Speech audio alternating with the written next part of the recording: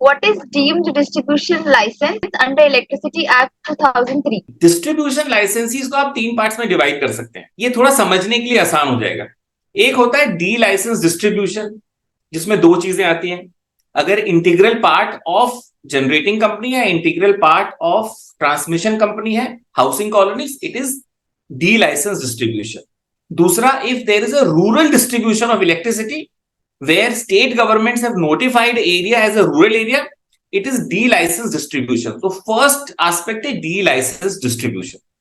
Second aspect is licensed distribution. If somebody wants to distribute electricity in any state, he or she or the person goes to the State Electricity Regulatory Commission, applies for a license, and they get a license. There are certain terms and conditions for that license. कि एक revenue district से कम area के लिए आप apply नहीं कर सकते licence के लिए, फिर एक म्यूनिसिपल एरिया से कम के लिए लाइसेंस के लिए अप्लाई नहीं कर सकते।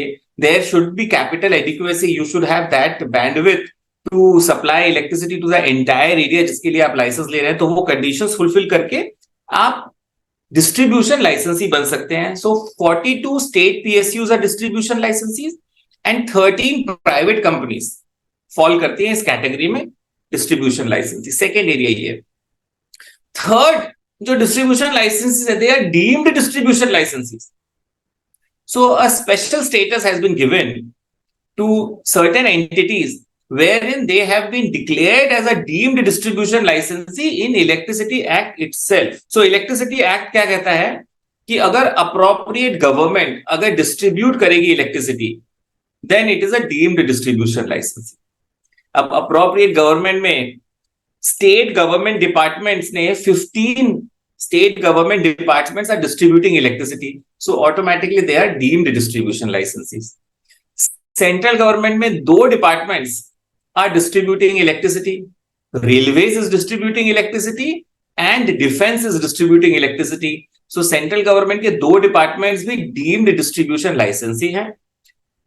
मिनिस्ट्री MES एक ऑर्गेनाइजेशन है, मिलिट्री इंजीनियरिंग सर्विसेज, जो डिफेंस मिनिस्ट्री ऑफ डिफेंस के बिहाफ में डिस्ट्रीब्यूशन करता है इलेक्ट्रिसिटी का। So it is also deemed distribution लाइसेंसी।